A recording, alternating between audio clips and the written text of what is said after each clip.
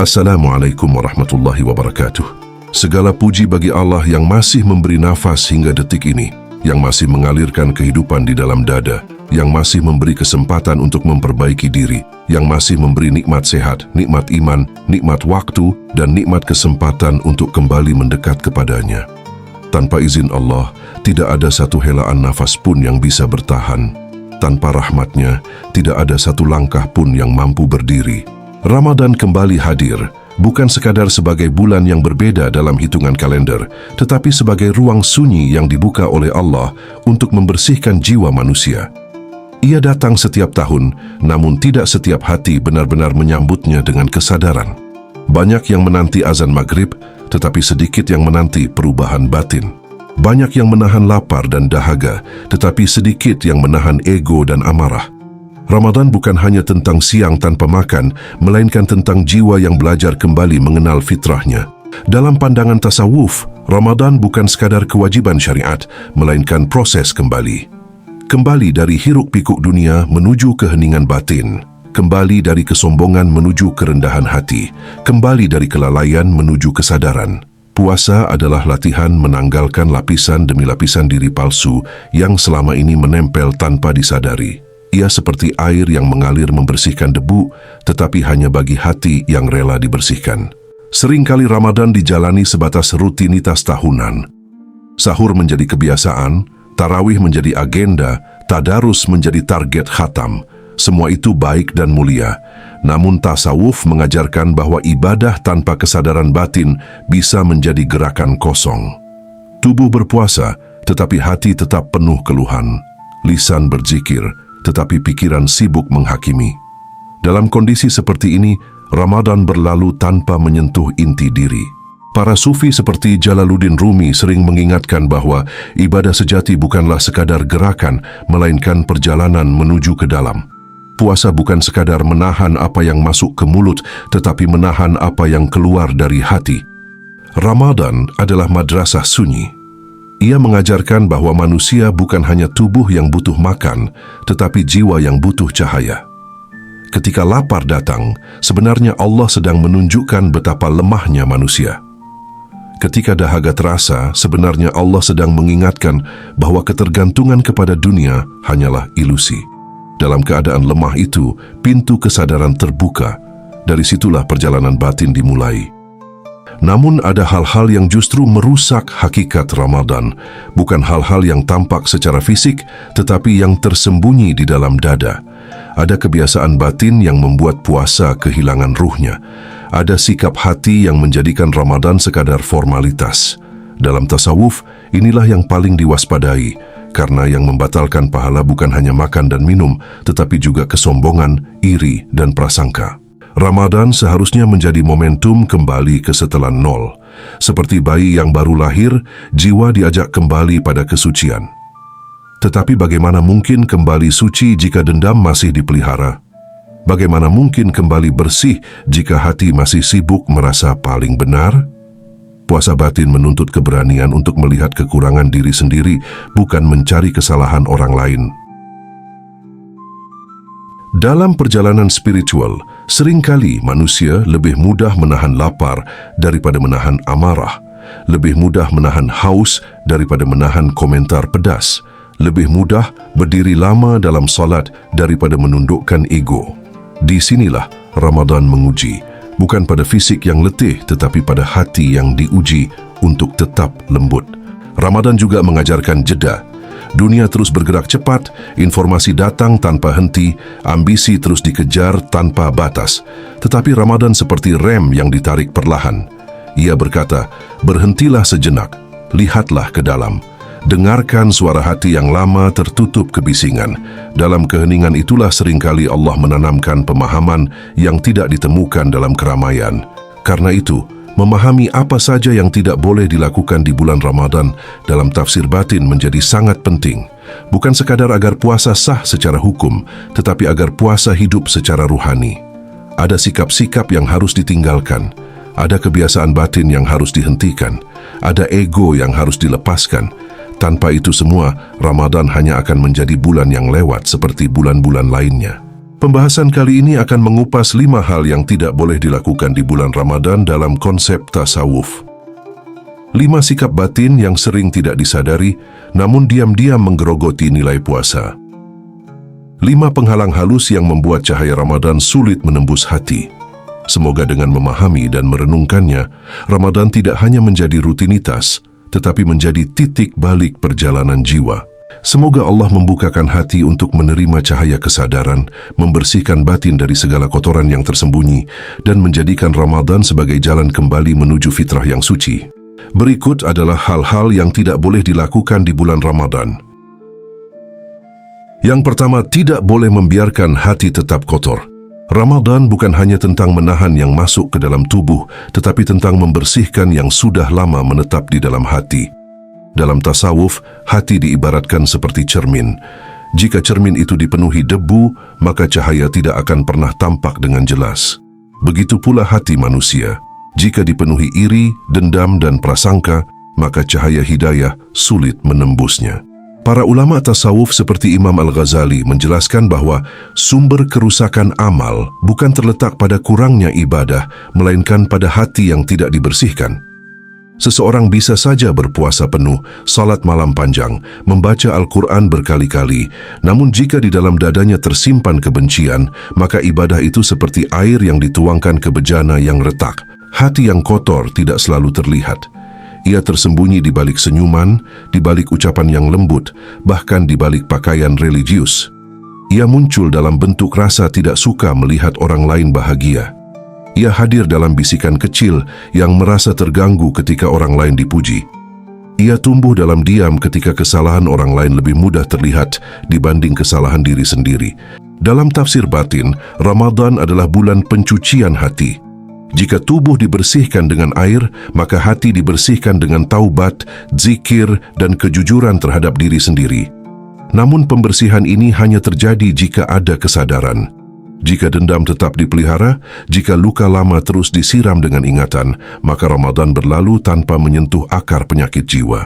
Ramadan adalah waktu terbaik untuk melepaskan beban batin yang selama ini dipanggul sendirian. Bukan demi orang lain, tetapi demi kebersihan jiwa sendiri. Hati yang kotor membuat ibadah terasa berat. Hati yang bersih membuat ibadah terasa ringan. Mengapa sebagian orang merasakan ketenangan luar biasa di bulan Ramadan, sementara yang lain merasa tertekan dan mudah marah? Karena puasa bukan hanya menahan makan, tetapi menahan reaksi. Ketika amarah muncul, disitulah latihan dimulai. Ketika prasangka datang, disitulah penyucian berlangsung. Membiarkan hati tetap kotor di bulan Ramadan sama saja dengan menutup pintu rahmat yang sedang terbuka lebar. Allah menghadirkan Ramadan sebagai kesempatan, sebagai jeda, sebagai ruang perbaikan. Namun jika hati tetap keras, maka kelembutan tidak akan pernah masuk. Hati yang bersih bukan berarti hati yang tidak pernah terluka. Hati yang bersih adalah hati yang tidak menyimpan racun. Ia mungkin pernah disakiti, tetapi memilih memaafkan.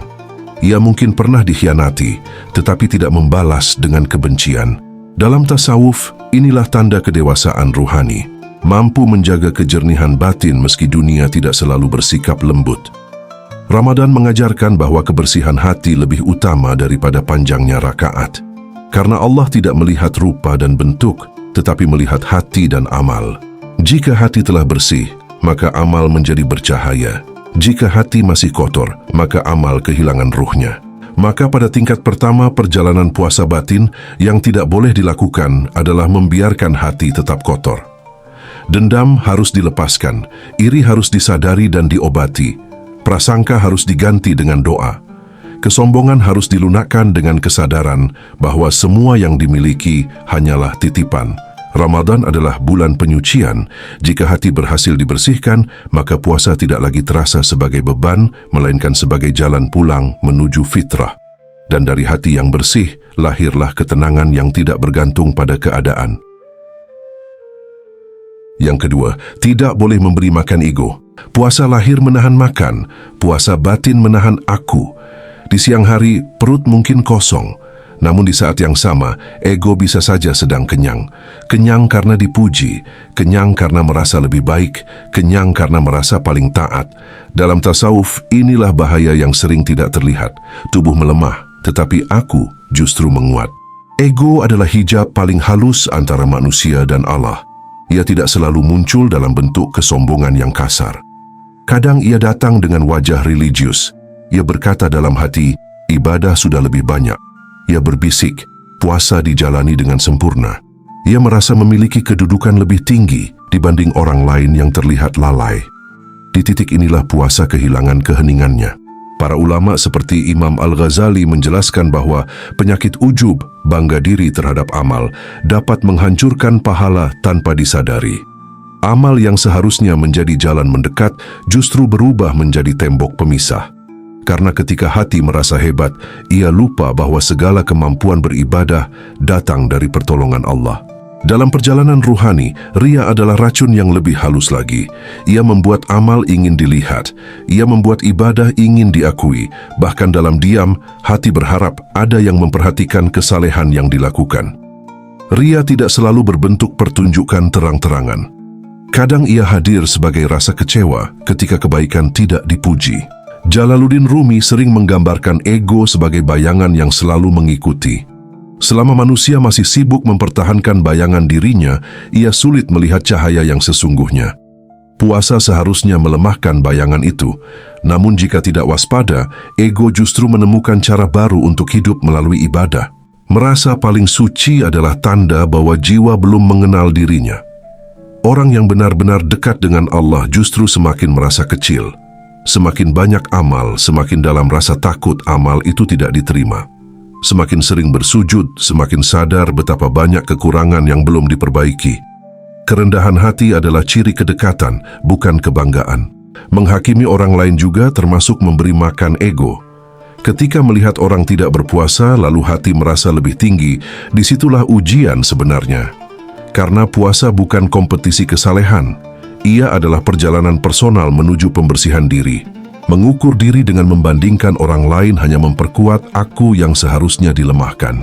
Merasa lebih dekat dengan Allah dibanding orang lain adalah ilusi spiritual yang paling berbahaya. Kedekatan bukan sesuatu yang bisa diukur dengan perasaan bangga. Kedekatan adalah rahasia antara hamba dan Rabb-Nya. Bahkan para kekasih Allah pun tidak pernah mengklaim kedekatan itu. Mereka justru hidup dalam rasa takut dan harap.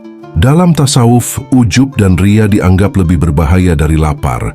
Lapar hanya melemahkan tubuh sementara, tetapi ego yang tumbuh karena ibadah dapat merusak perjalanan ruhani bertahun-tahun. Lapar akan hilang saat maghrib tiba, namun kesombongan bisa menetap lama di dalam hati. Ramadan adalah latihan meruntuhkan aku. Setiap rasa lapar seharusnya mengingatkan bahwa manusia lemah. Setiap rasa haus seharusnya mengajarkan bahwa tidak ada kekuatan tanpa izin Allah. Jika puasa justru membuat diri merasa hebat, maka arah perjalanan perlu diluruskan kembali. Karena pada akhirnya, puasa batin bukan tentang seberapa kuat menahan makan. Ia tentang seberapa dalam mampu menahan diri dari merasa lebih baik. Dan ketika ego mulai diam, disitulah jiwa mulai mendengar bisikan ketenangan yang selama ini tertutup oleh suara aku. Yang ketiga yaitu tidak boleh berpuasa tanpa kesadaran. Banyak orang lapar, tapi sedikit yang sadar. Lapar adalah keadaan fisik, sadar adalah keadaan ruhani. Di bulan Ramadan, jutaan manusia menahan makan dan minum sejak fajar hingga maghrib. Namun tasawuf mengajarkan bahwa lapar bukan tujuan, melainkan sarana.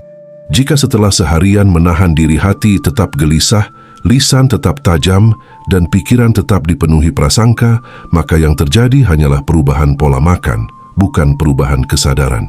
Puasa tanpa kesadaran ibarat tubuh tanpa ruh. Ia bergerak, tetapi tidak hidup. Ia terlihat, tetapi tidak terasa. Dalam makam yang lebih tinggi, puasa bukan hanya menahan apa yang masuk ke perut, tetapi menahan apa yang keluar dari pikiran dan lisan. Para ulama seperti Imam Al-Ghazali menjelaskan bahwa puasa orang khusus adalah puasa anggota tubuh dari dosa. Mata berpuasa dari pandangan yang merusak. Telinga berpuasa dari mendengar yang sia-sia.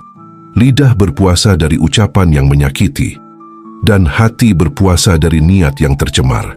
Menahan pikiran negatif adalah bagian dari puasa batin. Pikiran seringkali lebih liar daripada tubuh. Ia menghakimi dalam diam. Ia membandingkan tanpa suara. Ia membentuk prasangka sebelum kebenaran datang. Jika pikiran dibiarkan bebas tanpa kesadaran, maka hati perlahan mengeras. Ramadan hadir untuk melatih kewaspadaan terhadap lintasan-lintasan halus ini. Menahan reaksi spontan juga termasuk latihan tertinggi. Ketika disinggung, dorongan pertama biasanya adalah membalas. Ketika disalahpahami, dorongan pertama adalah membela diri dengan emosi. Namun puasa mengajarkan jeda. Sebuah ruang kecil antara stimulus dan respons. Di ruang itulah kesadaran tumbuh. Di sanalah akhlak diuji. Menahan amarah bukan berarti memendam emosi tanpa arah. Dalam tasawuf, amarah adalah api yang bisa membakar amal. Jika tidak dikelola dengan kesadaran, ia menghanguskan ketenangan yang sedang dibangun. Ramadan adalah bulan pendinginan jiwa. Ketika panas emosi muncul, disitulah kesempatan memperhalus diri diberikan. Jalaluddin Rumi pernah menggambarkan bahwa kata-kata bisa menjadi panah. Sekali dilepaskan, ia tidak bisa ditarik kembali. Menahan komentar yang melukai adalah bagian dari puasa sejati. Karena luka dari lisan seringkali lebih dalam daripada luka fisik. Jika lidah masih tajam, maka batin belum sepenuhnya berpuasa. Kesadaran dalam puasa berarti hadir sepenuhnya dalam setiap keadaan. Sadar ketika lapar datang, sadar ketika emosi muncul, sadar ketika ingin berbicara, sadar sebelum bertindak. Inilah puasa tingkat lebih tinggi, di mana yang dijaga bukan hanya perut, tetapi seluruh dimensi diri. Ramadan seharusnya membuat manusia lebih lembut, bukan lebih mudah tersinggung. Lebih tenang, bukan lebih sensitif. Jika puasa justru membuat marah karena kelelahan, maka mungkin kesadaran belum benar-benar dihidupkan. Karena pada akhirnya, puasa tanpa kesadaran hanyalah rutinitas. Tetapi puasa dengan kesadaran adalah transformasi. Dan ketika lidah mampu diam dari menyakiti, pikiran mampu bersih dari prasangka, serta hati mampu tenang dari gejolak, disitulah puasa mulai menyentuh makam batin yang lebih dalam. Yang keempat, tidak boleh terlalu sibuk dunia. Ramadan dalam tasawuf adalah bulan kembali ke nol, yaitu kembali ke fitrah. Nol bukan berarti kosong tanpa makna. Nol adalah keadaan sebelum ego membesar, sebelum ambisi menumpuk, sebelum dunia memenuhi seluruh ruang kesadaran. Fitrah adalah keadaan jiwa yang jernih, yang belum dipenuhi kerak keinginan dan kegelisahan. Ramadan hadir untuk mengembalikan manusia ke titik itu, titik hening di mana hati lebih mudah merasakan kehadiran Allah. Namun salah satu hal yang tidak boleh dilakukan di bulan Ramadan adalah tetap tenggelam dalam kesibukan dunia tanpa refleksi. Aktivitas boleh berjalan seperti biasa, pekerjaan tetap dilakukan, tanggung jawab tetap dijalankan. Tetapi ketika hari-hari Ramadan diisi tanpa jeda untuk merenung, tanpa ruang untuk mengevaluasi diri, maka ruh Ramadan sulit tumbuh. Kesibukan yang tidak disertai kesadaran akan membuat Ramadan terasa cepat berlalu tanpa bekas. Dari sahur ke berbuka, dari berbuka ke tidur, dari tidur ke sahur lagi. Siklus berulang, tetapi jiwa tidak bergerak. Padahal Ramadan adalah madrasah perenungan. Ia meminta waktu untuk diam, meminta ruang untuk bertanya, sudah sejauh mana hati berubah. Terlalu banyak hiburan tanpa jeda sunyi juga menjadi penghalang perjalanan batin. Dunia modern menawarkan pelarian tanpa batas. Layar menyala hampir tanpa henti. Informasi datang bertubi-tubi, hiburan mengalir tanpa jeda. Tanpa disadari, malam-malam Ramadan yang seharusnya menjadi ruang kedekatan justru dipenuhi distraksi. Padahal malam Ramadan adalah waktu yang sangat halus. Ia membawa suasana berbeda, udara terasa lebih tenang, langit terasa lebih dekat. Dalam keheningan itulah hati lebih mudah luluh. Jika malam hanya diisi dengan layar, maka kesempatan itu perlahan menghilang. Mengisi malam hanya dengan tontonan, tanpa zikir dan refleksi, membuat jiwa tetap berada di permukaan. Tasawuf mengajarkan pentingnya khalwat, menyendiri sejenak untuk melihat ke dalam. Bukan untuk lari dari dunia, tetapi untuk membersihkan cara memandang dunia. Tanpa khalwat, hati sulit mengenali dirinya sendiri. Para sufi seperti Jalaluddin Rumi memaknai keheningan sebagai pintu perjumpaan batin. Dalam sunyi, manusia bertemu dengan kelemahannya. Dalam diam, manusia menyadari betapa banyak hal yang selama ini tidak disyukuri. Keheningan bukan kekosongan. Ia adalah ruang penyembuhan. Puasa adalah jeda, dan jeda adalah pintu masuk ke diri. Jeda dari rutinitas makan, jeda dari dorongan hawa nafsu, jeda dari kebiasaan reaktif.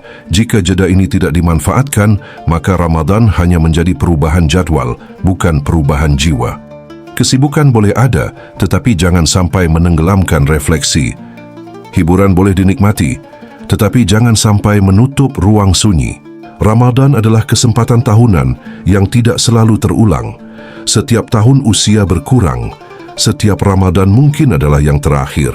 Maka terlalu sibuk dengan dunia tanpa memperbaiki batin adalah kerugian besar dalam perjalanan ruhani. Karena pada akhirnya yang dibawa bukanlah seberapa padat aktivitas, tetapi seberapa bersih hati. Dan hati hanya bisa dibersihkan ketika ada keberanian untuk berhenti sejenak, masuk ke dalam diri dan kembali kepada fitrah yang jernih di hadapan Allah. Hal yang tidak boleh dilakukan di bulan Ramadan yang kelima, yaitu tidak boleh melupakan tujuan. Tujuan Ramadan dalam tasawuf bukan pahala, bukan juga sekadar surga. Pahala adalah anugerah, surga adalah janji. Namun dalam perjalanan batin, keduanya bukanlah inti terdalam. Tasawuf memandang Ramadan sebagai jalan mengenal hakikat diri, karena siapa yang mengenal dirinya akan mengenal kelemahannya. Dan siapa yang mengenal kelemahannya akan mengenal betapa ia bergantung sepenuhnya kepada Allah. Seringkali ibadah dijalani dengan orientasi balasan, berapa pahala yang didapat, berapa dosa yang dihapus, semua itu benar dan bagian dari rahmat. Namun jika tujuan berhenti pada hitungan, maka perjalanan belum sampai pada pengenalan. Ramadan bukan sekadar transaksi amal, melainkan transformasi jiwa. Mengenal diri adalah inti dari perjalanan ruhani. Ramadan membuka lapisan-lapisan yang selama ini tersembunyi. Saat lapar terasa, terlihat betapa rapuhnya tubuh. Saat emosi muncul karena lelah, terlihat betapa tipisnya kesabaran. Saat hati merasa berat untuk ikhlas, terlihat betapa kuatnya ego. Semua itu bukan untuk membuat putus asa, tetapi untuk menyadarkan. Rumi sering menggambarkan perjalanan spiritual sebagai perjalanan pulang. Pulang dari kesombongan menuju kerendahan. Pulang dari kelalaian menuju kesadaran. Pulang dari merasa memiliki menuju menyadari bahwa semua hanyalah titipan. Ramadan adalah jalan pulang itu. Mengenal kelemahan bukan tanda kegagalan. Justru disitulah pintu ketundukan terbuka. Ketika manusia sadar bahwa dirinya tidak memiliki daya tanpa pertolongan Allah, maka ibadah tidak lagi menjadi kebanggaan, tetapi menjadi kebutuhan. Sujud tidak lagi sekadar kewajiban, tetapi menjadi tempat berlindung. Mengenal siapa yang sebenarnya memberi hidup adalah puncak kesadaran. Selama ini manusia merasa mampu karena usaha, merasa kuat karena jabatan, merasa aman karena harta. Namun Ramadan mematahkan ilusi itu. Satu hari tanpa makan saja sudah terasa berat. Dari situ terlihat bahwa hidup sepenuhnya bergantung pada izin Allah. Jika setelah Ramadan hati masih keras, lisan masih tajam, ego masih tinggi, dan kesadaran masih dangkal, maka yang berubah hanya jam makan, bukan hati. Ramadan bukan tentang menunggu azan maghrib, ia tentang menunggu lahirnya diri yang baru. Dalam tasawuf, keberhasilan Ramadan tidak diukur pada banyaknya rakaat, tetapi pada perubahan akhlak. Apakah lebih sabar setelahnya? Apakah lebih lembut dalam berbicara? Apakah lebih mudah memaafkan? Jika iya, maka Ramadan telah menyentuh ruh. Jika tidak, maka perjalanan perlu direnungi kembali. Ramadan adalah kesempatan tahunan untuk memperbarui arah hidup. Ia datang membawa cahaya, tetapi cahaya itu hanya masuk pada hati yang terbuka. Tidak boleh melupakan tujuan, karena ketika tujuan jelas, setiap lapar menjadi makna, setiap dahaga menjadi pengingat, dan setiap malam menjadi ruang perjumpaan dengan Allah. Dan ketika Ramadan berakhir, yang tersisa bukan hanya kenangan ibadah, tetapi jiwa yang lebih sadar, lebih rendah hati, dan lebih dekat kepada fitrahnya. Ramadan dalam tasawuf bukan sekadar bulan ibadah, tetapi bulan penyucian. Ia bukan hanya tentang menahan lapar dan dahaga, tetapi tentang membersihkan hati, meruntuhkan ego, membangunkan kesadaran, memberi ruang sunyi, dan meluruskan kembali tujuan hidup. 5 hal yang tidak boleh dilakukan di bulan Ramadan dalam tafsir batin telah direnungkan bersama. Tidak boleh membiarkan hati tetap kotor, tidak boleh memberi makan ego, tidak boleh berpuasa tanpa kesadaran, tidak boleh terlalu sibuk dunia tanpa refleksi, dan tidak boleh melupakan tujuan sejati Ramadan. Jika hati dibersihkan, ego dilemahkan, kesadaran dihidupkan, kesibukan diseimbangkan dengan keheningan, dan tujuan selalu diingat, maka Ramadan bukan hanya ritual tahunan, ia menjadi titik balik, ia menjadi momentum lahirnya diri yang lebih jernih. Jika hati tergerak untuk memperbaiki diri, tuliskan di kolom komentar, "Ya Allah, jadikan puasaku istiqamah." Semoga kalimat itu bukan sekadar tulisan, tetapi menjadi doa yang hidup di dalam dada. Ramadan adalah undangan untuk kembali, undangan untuk mengenal diri, undangan untuk bersandar sepenuhnya kepada Allah. Jika setelah Ramadan akhlak menjadi lebih lembut, hati lebih tenang, dan lisan lebih terjaga, maka itulah tanda bahwa puasa telah menyentuh ruh.